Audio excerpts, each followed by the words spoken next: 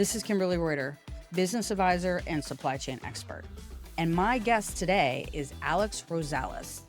Alex and I met many moons ago at Amazon when he had. We had to go back. We had to get the time machine out this morning when we went through this. It was a long time ago. Yeah. And you had just become an engineering manager, right? That's right. Yeah. Back in 2006 was my first foray into engineering management. Yep. And I believe you were one of my first internal customers. Yeah, stakeholders. And I think we first met, I walked up to your desk. I was like, I need code. Like, I was so like, released it now. And get in line. I know. And I was like, no. I need it yesterday. So yeah, I think that was our first interaction. So tell us about yourself. Like, how did you get to where you are today? Yeah, it's a really good question. So yeah, where I am today, I just really quickly, and we'll go to the beginning, but like even though I was an engineering manager when we first met, I now do product. So I'm focused on interesting. So you transitioned. And I ended up stumbling into AI and ML work in the 2010s. So let me go back to the beginning. So it's funny because I recently posted an article on LinkedIn about this debate. I tried to start a debate. It's between Sam Altman and Jeff Bezos, but they didn't take the bait, unfortunately. Sam Altman was recently talking about how they work forward at OpenAI. And he was questioning, like, well, you don't believe in working backwards. It's like, oh, all these people talk about working backwards from a vision, and it just it never works. And then I thought right away about Jeff Bezos and Amazon and the working backwards process. And I'm like, but it does work. And so can these two things be true at the same time? And they can. Some people set in their mind that they're going to be an AI ML product leader and they're going to have this long career at Amazon, and they go and they get a degree and they go get a job there and they blah, blah, blah, right? They work backwards from that vision and they get there. I didn't do that. I worked forward. I'm a high school. Technically, I finished high school homeschooled. I didn't do it the traditional route. Okay. So I technically dropped out of public school, and then my mother didn't allow me to not finish high school and homeschooled me. I didn't go to college. Part of the reason I didn't was that I wasn't sure what to work backwards from. Like, I didn't know what I wanted to do career-wise. I knew I was proficient with computers, but this was like 1995. And so I never saw myself as a developer, but I'd been coding since I was like 7 years old, because you had to in the early 80s in order to use a computer, right? Yeah, you had to write your own stuff. So that's how you got into it. That's how I got into it. So when I went out into the workforce, I typed really fast. That was a very durable skill. I was the fastest typer at the contracting company I signed up for. They placed me at a telecom. You might have remember this, MCI Communications. Do you remember MCI back in the day? Yeah. What's serendipitous is they placed me at that was a small company that had been acquired recently by MCI. So even though it was part of this large, bloated, slow-moving telecom, it was a small, fast-moving, nimble team. And ironically, they provided long-distance services to universities that I was not attending. But this is an interesting parallel to today, which is that the internet was just starting to become a thing. Yep. MCI, they were providing some of the backbone of that internet. Yep. But as a corporation, they hadn't figured out how to apply that to make their business processes more efficient. My first jobs there, I moved from customer service. I got moved into doing IT desk support because I was good with computers. And one of my first jobs there was to take these magnetic tapes that the universities would mail in through FedEx, take them down to the server room. They contained all of the call records so that they could then be loaded in and bills could be sent out by paper mail to these university students, right? And so I'm doing this work, and I'm uploading them on these Unix servers. And at the same time at home, I was tinkering around with the internet and using Unix and connecting. I would connect to the university servers so that I could use the internet, because that was the only way I could back then. So I was like, well, so wait, can we just back this up? I want to reinterpret what you just said. So you hacked into the university servers so that you could get access to the internet. Is that right? I wouldn't say hacked. They had open public. You could. What do they say? Don't ruin a good story with the truth. So yeah, let's just say I hacked into that. But yeah, like I had a boyfriend at the time that showed me how to do it, and I just Yep. happened to get lucky. And anyways, I just say lucky because obviously if I wasn't interested in it, it wouldn't have happened. Right. So to make this long story even longer, they didn't have anything like that at the branch of MCI I was working at. And so yeah, I worked with the account managers and said, "Hey, I know these universities have internet access." And I went and got an internet account with a local ISP Yeah. and set up and so I had FTP access, and I said, I just have them drop their call records onto this FTP server. So unsecure, like this basically like transmitting call records. Oh, But back all of the then stuff back then was like there PCI was what? no No, yeah, there was nothing like that back then. So no. you could move really fast. So within weeks, I had a fully automated pipeline. I had it automatically pulling the call records off the server, loading into the system. And needless to say, I got promoted from being a contractor desk side technician to being a full-time programmer analyst too. That's how it happened. That's how it happened. That's how my career started. And then I go to a startup, and then the startup goes out of business, and Amazon comes along and headhunts some of the staff from the startup. I remember there was a Nice. group of us in the PacMed building. For people who don't aren't familiar with Amazon, but we used to be located in this huge old office on the top of a hill overlooking Seattle. It was very It was an old ominous, right? hospital is what it was. Yeah, It was yeah. a hospital, It it was was an old a hospital. post-World War II hospital. Built in the '30s, it Yeah, was yeah, awesome. yeah. It was Super epic. cool. You walk in, there was that grizzly that was like, The grizzly, but then just all, like, the marble and the agate and all the oh stone, yeah, it it was was very, like, art deco, it was beautiful. As far as yeah, it office was buildings went, like, it was fantastic. It reminded me of that building on Ghostbusters when Yes, Zool come. it did, and it sat up on a hill because you could see Uh, it from down in Seattle. It sat up by itself on a hill, yeah, like, it looked almost like a yeah, castle on a hill. yeah, Yep, yeah, and Jeff Bezos would sit up at the top of that building in the meeting rooms, look, and looked just down upon his empire. Yeah, there was a bit of a gothic sort of Batman aspect to it as well, yeah, which was just it's prophetic, like how we like you said, looking down on downtown Seattle in yeah. one day. But Well, anyways, yeah, and so yeah, so I at the time the I used the languages that I used to get all that done. I was working on at the telecom at the startup as well. The startup needed that. It was Perl back in the day.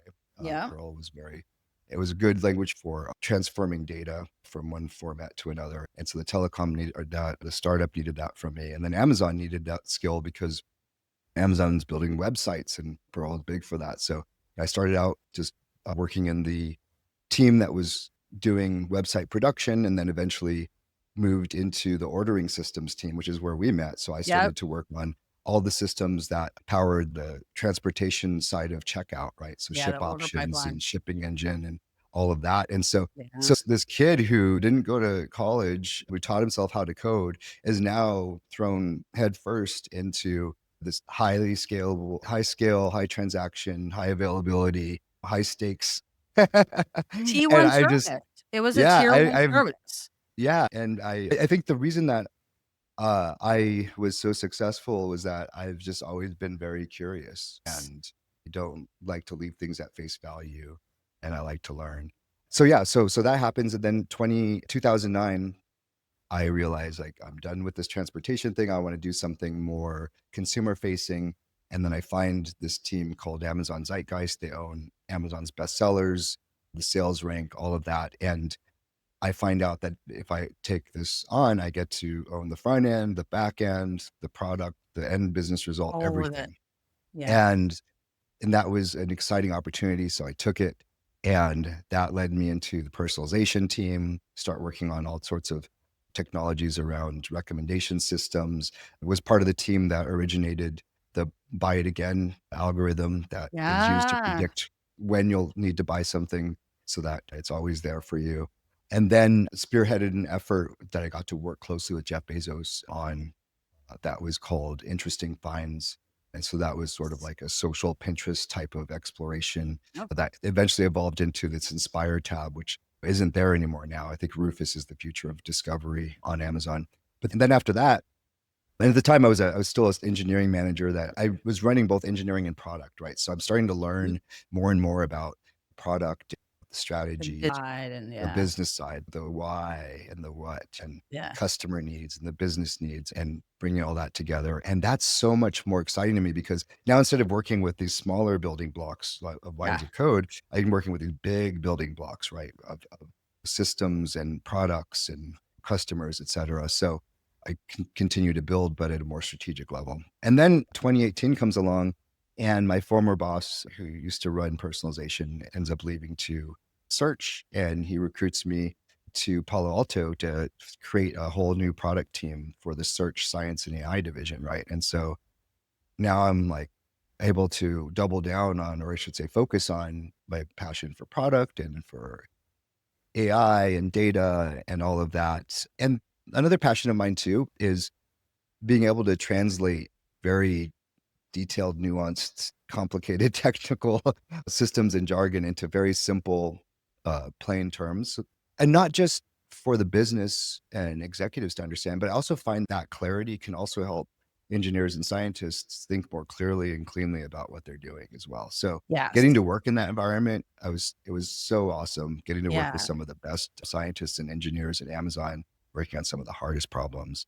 yeah. Um, and then I had this opportunity come up to start a product team in Alexa. So Alexa, again, more AI, Uh, more consumer focus, yep. and very greenfield. It was a very greenfield team doing web. They're doing web information for Alexa. So bringing all the knowledge of the web into Alexa. These are like the precursors of what we now have for like chatbots, right? With Chat Yes. GPT, etc. This is And all so, early Amazon capturing from, what people mhm, are asking yeah, for, how they ask for it. Like yeah, all of that was anonymized, but the whole point of that Alexa was to start some sort of like human technology communication. Like how do we start to humanize technology? And Alexa was the first step. yeah. And it's funny because Alexa is, to your point, it's like humanized technology, but we were forced there. Yeah. Amazon was forced there because the Fire Phone didn't work. Oh And the God, the larger Fire objective, phone. Let's just yeah, pause on the Fire phone. yeah, If yeah, I apologize to the world for the Fire phone. Like yeah, that was it was a good try. They had been working on that for a long time. Like when the Kindle first came out, that there were conversations even then yeah, about how do we yeah, turn the Kindle into a phone? I will never yeah, forget that. Like I was like, no, we don't want to do this. But yeah, so they had been working on that for a while. But that's just I yeah, forgot about the Fire phone. yeah. And the larger objective with that was to be more a part of people's everyday Yep. life, Yeah. right? And so that didn't work. So Alexa was that. So going back to my journey, it was an opportunity to build some of the first conversational experiences, and that was exciting. At this point, I'm like 22 years into my career at Amazon. Yeah, Uh, I which in get, dog years and our human years yeah, is like 275 years. it's Yeah, it's like 10 for everyone. yeah, and I'm getting approached by Snap, who is looking for somebody who has a background in product, a background in engineering, and a passion for diversity, equity, and inclusion. I had co-led the creation of Search's first effort to improve diversity and inclusion by increasing the retention and hiring of women in the organization, which was a huge gap for the organization at the time.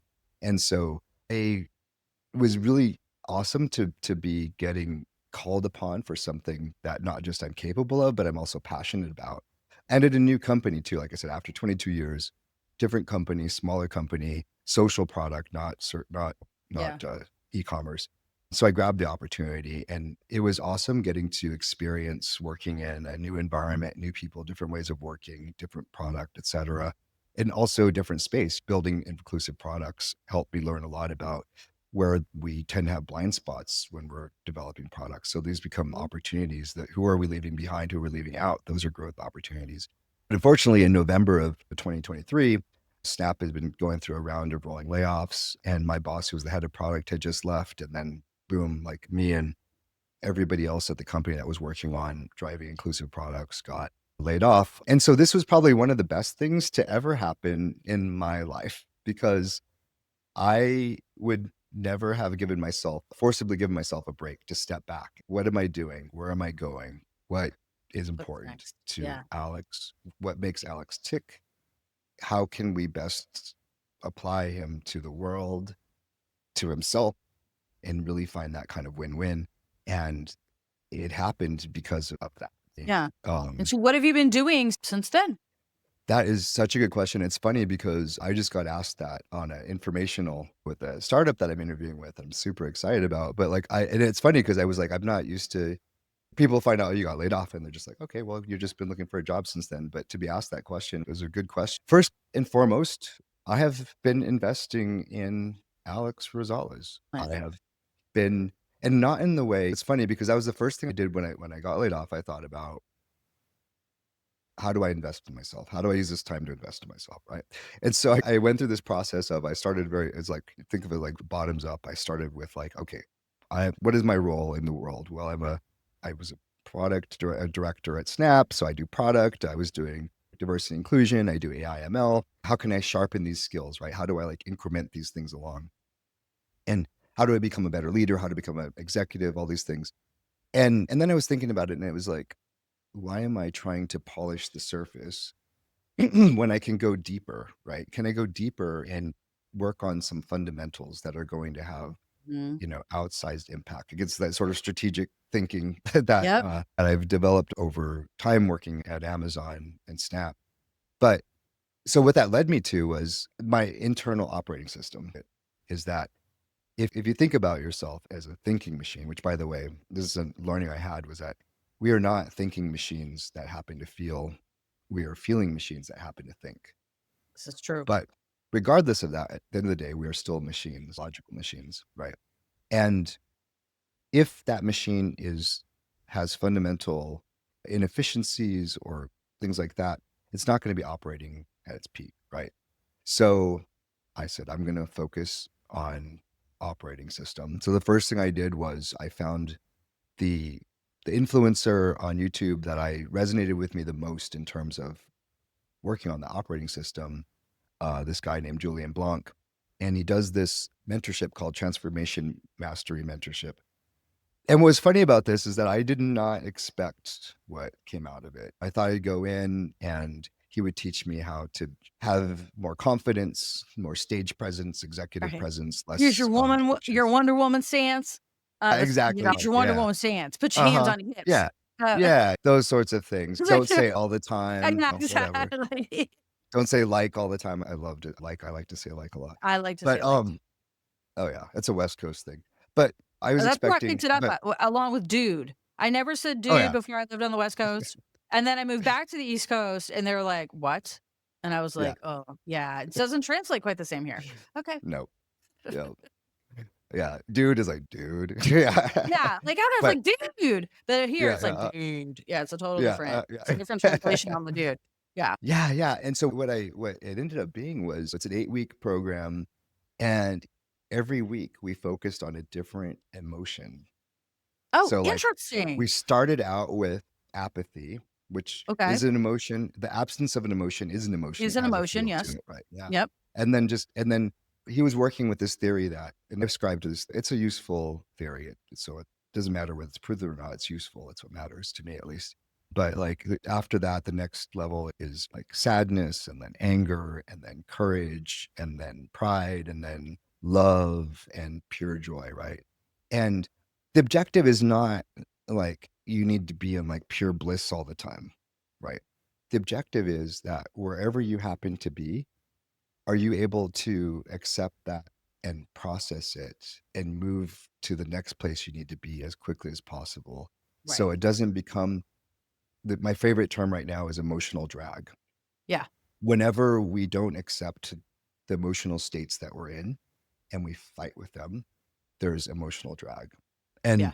this is also related to another concept that I'm really excited about right now, which I'm is sorry, this but I idea of have to ask, is yeah. the emotional Mhm. drag, is that in reference to, like, the weight or you pretending to be something else?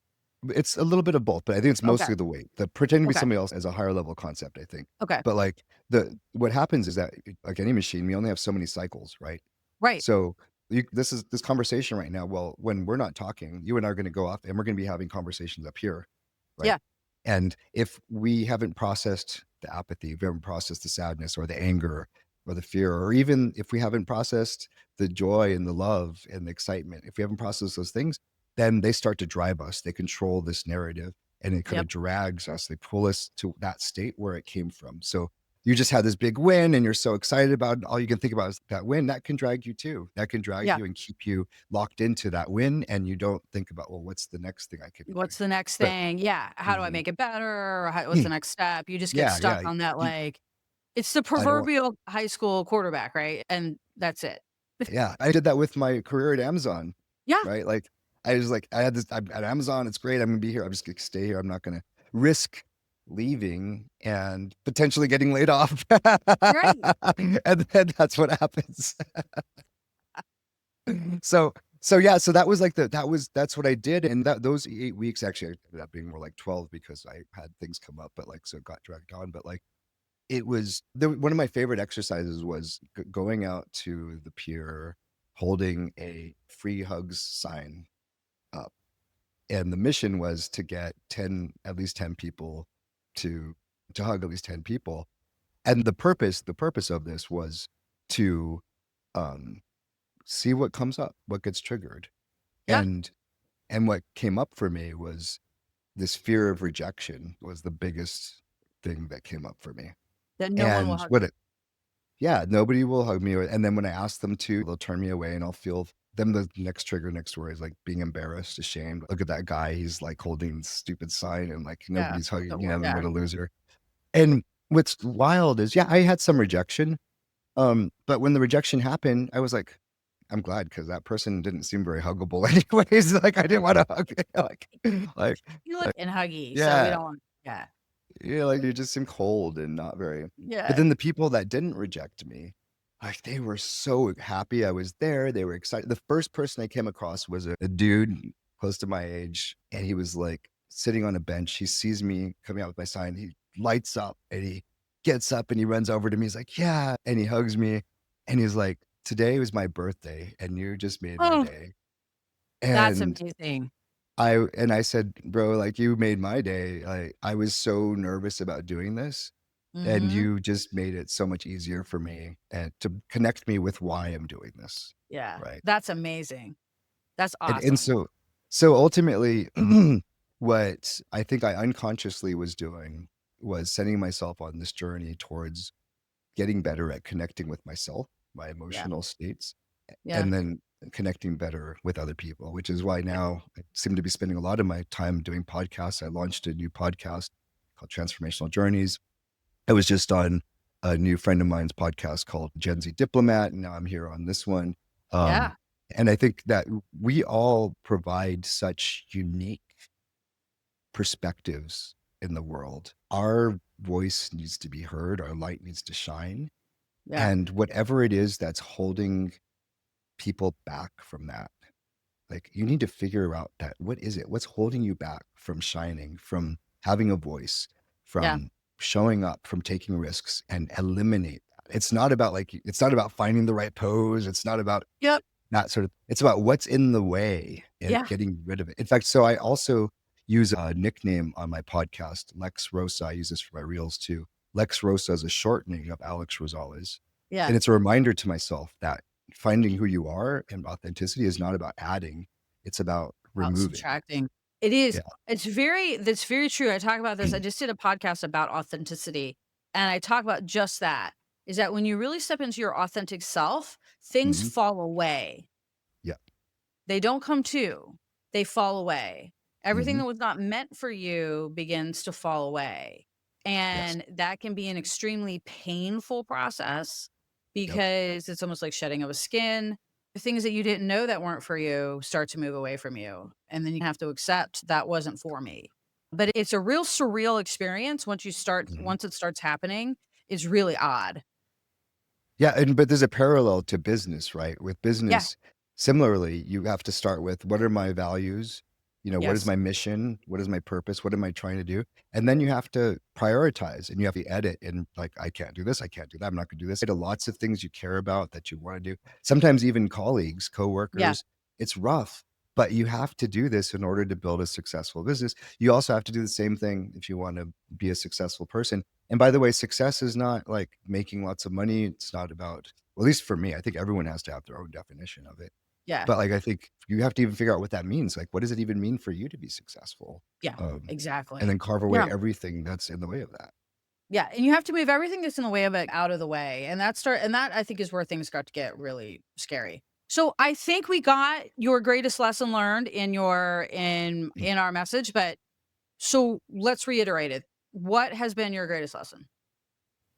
I think that my greatest lesson is that actually, let me think about this. How would I like that's a really good question. There's so much to what I have learned over the last 25 years, but I think the through line of what I've learned is that you are not going to get to finding yourself, to finding that success in life by saying, here's the picture.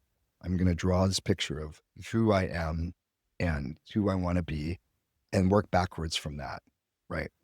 That's not, it might Right. work, It and doesn't. maybe it work, but it can work possibly. But most of the time, I don't think it does. I think, and maybe try that actually. You know what? Go ahead and try that. If it works for you, great.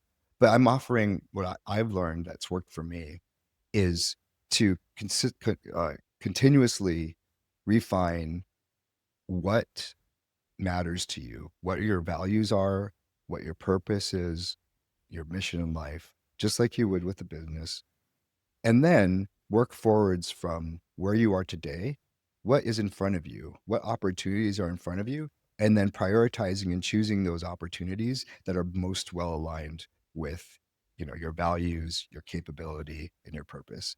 And the problem is that if you don't have a good sense of who you are, if you don't have a good sense of Mhm. self, you're going to be like a paper bag drifting, and you may not be happy with where you end up. In fact, I'm almost guaranteed that you're not, because you're not going to end up somewhere that's aligned with who you are. So With who I think you that's truly been my biggest learning. And I feel a lot of conviction that if you try this approach, you'll probably get where you need to be. It may not be where you want to be, I but was when you just gonna get there, say that. yeah, Right. but when you get there, you'll realize I didn't want this, but now I do. Right. And it's interesting because we get set out because as children, right? We're asked from like a young age, what do you want to be when you grow up? And then you get hooked on that, right? You kind of get Mhm. like, you get married to whatever that was, or there's this societal pressure to be something, right? Mhm. And then Yeah. we go march out to go do that. And then we discover halfway through, like I can't tell you how many medical professionals I've interfaced with that I was like, you should not be a medical professional. You were not cut out for this. They Mhm. just weren't, right? You could Yeah. tell that they were just like, "Oh, I wanted to be a doctor because that was the symbol of success that I Mhm. attached myself to." And like you're saying, people get on that path and they march to that path and life throws so much at us and things change and the world turns and they're still trying to hit that thing that may not resonate anymore. Versus Mhm. what you're saying is if we come from a place of self and self-awareness and self-knowledge, and take every opportunity as we go forward. We may not end up the doctor, right? But we Mhm. might end up a tech millionaire. We might end Yep. up, who knows, a Yeah. monk, like who knows? But you end up happy. And that is the Yeah. most important part, right? And happiness equals success. Yeah, and I would actually say I agree with all of that, and it's maybe not necessarily the definition of happiness is probably. Right. 'Cause I think a lot of times people like, oh, happiness is going to be me sitting on a beach sipping on a mai Or tai, sipping and pina yeah, coladas. looking Yes. for pleasure, and Right. sometimes happiness means contentment. It means alignment with your values, and Yeah. I think when I take a big step back and I look at everything, it's that it's all about alignment. How do you align Yes. yourself with your own values? And yourself with the people and work that aligns with you? And how do you get them aligned towards a greater cause, towards a better place? And it's funny because, like, right now with AI, there's a lot of talk about AI alignment, right? Mhm. Because that's the biggest concern is if we don't have AI aligned towards human values, then we're all screwed. Well, we need to think of why are we putting so much of this, and we should be putting a lot of emphasis on aligning AI towards human values. But like, why are we not also talking about alignment within ourselves? Because that's Right. even more Even important. more And important. nobody teaches us that. Nobody really teaches that. How do you find yourself? And why would they? Because they want you to align to their values. Theirs, not yours. Exactly. Yeah. Excellent. Love the story. 22 years at Amazon it was, right? No college degree, no formal education, which is what the original Amazon was, just a bunch of Yes. people who were super smart, but didn't have a lot of education. And so great story. Love Formal your education. Formal Yes. education. I take that back. So, and love the story. Love your greatest lesson. I think that resonates with everybody. Thank you for being with me today. Thank you, audience, for tuning in. Alex is amazing. And please go check out his other podcasts. What was your podcast called? I forgot already. It's called Transformational Journeys on YouTube. I can also find it on Spotify as well. Excellent. Thank you, Alex. And thank you, audience. And I will talk to you tomorrow. Thanks.